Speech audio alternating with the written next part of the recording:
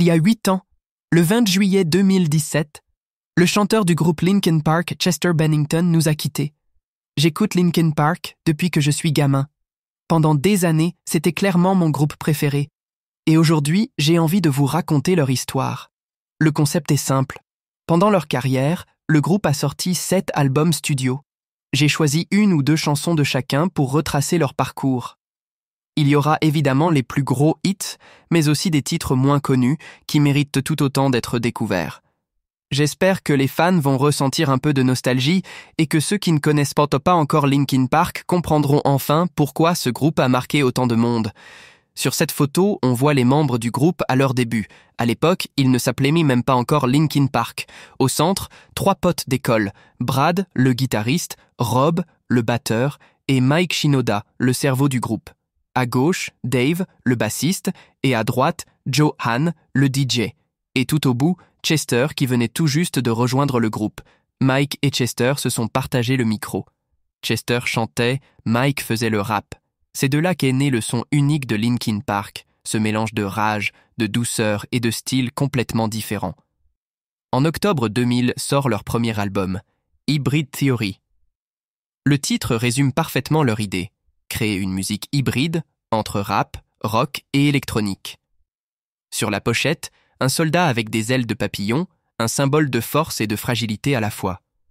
À cette époque, les styles étaient très séparés. Et eux ont tout cassé. Mais au début, personne n'y croyait. Les maisons de disques leur ont dit non plus de 40 fois. On leur proposait même de virer Mike pour faire un groupe plus commercial. Heureusement, ils ont refusé. Et au final, Hybrid Theory a explosé grâce à des titres comme In the End. C'est devenu l'un des albums les plus vendus du XXIe siècle. 3 ans plus tard sort Meteora, 2003. Le nom vient d'un site naturel en Grèce avec des falaises et des monastères incroyables.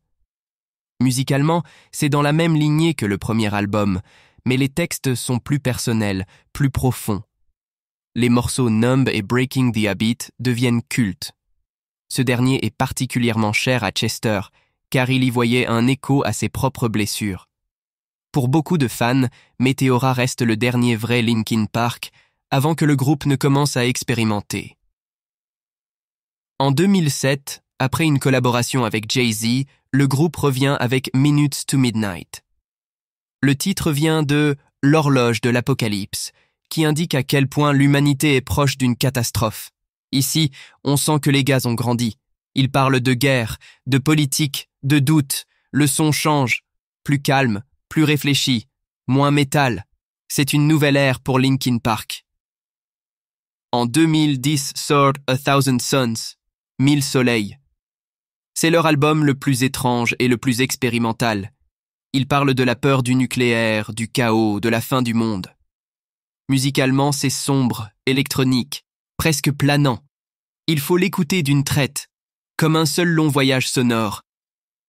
Mais à la fin, il y a une note d'espoir avec The Messenger, une chanson acoustique qui parle de paix et de lumière. Certains critiques ont comparé cet album à The Dark Side of the Moon de Pink Floyd. Perso, c'est mon préféré. En 2012 sort Living Things. Là, ils reviennent à quelque chose de plus humain, de plus intime. Les paroles parlent de relations, de blessures, de souvenirs. Le clip de Lost in the Echo était interactif. On pouvait connecter son compte Facebook et voir ses propres photos intégrées à la vidéo. Un concept super original pour l'époque. Mais avec le recul, l'album a divisé. Certains le trouvent trop propre, un peu artificiel. En 2014, changement total.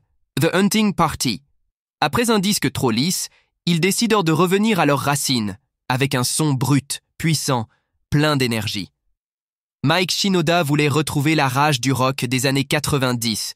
Le batteur Rob s'est même mis à la muscu pour tenir le rythme des nouvelles chansons. Les fans du premier Linkin Park étaient ravis. Et enfin, en 2017, sort One More Light, Une lumière de plus, leur dernier album. C'est le plus personnel, le plus émotionnel aussi. Ils y parlent de famille, d'amitié, du temps qui passe. Mais beaucoup de fans ont mal réagi. Certains les ont accusés de faire de la pop. Chester, déjà fragile, a très mal vécu ces critiques. Et le 20 juillet 2017, le jour de l'anniversaire de son ami Chris Cornell, il a mis fin à ses jours. Cette date reste gravée dans le cœur de millions de gens. Quelques mois plus tard, le groupe lui rend hommage lors d'un grand concert. Depuis, l'avenir de Linkin Park reste flou. Mike Shinoda a dit plusieurs fois qu'il n'avait pas prévu de nouvel album ni de tournée. Mais leur musique, elle, continue de vivre. La chanson Battle Symphony en est le meilleur exemple. Elle parle de cette petite voix intérieure qui t'aide à te relever, même quand tout semble perdu. L'histoire de Linkin Park, c'est une leçon de courage et de sincérité. 6 gars ordinaires qui ont cru en eux et qui ont changé la musique pour toujours. Alors, si vous traversez un moment difficile, rappelez-vous, ne perdez jamais foi en vous-même et laissez votre propre Battle Symphony résonner aussi fort que possible.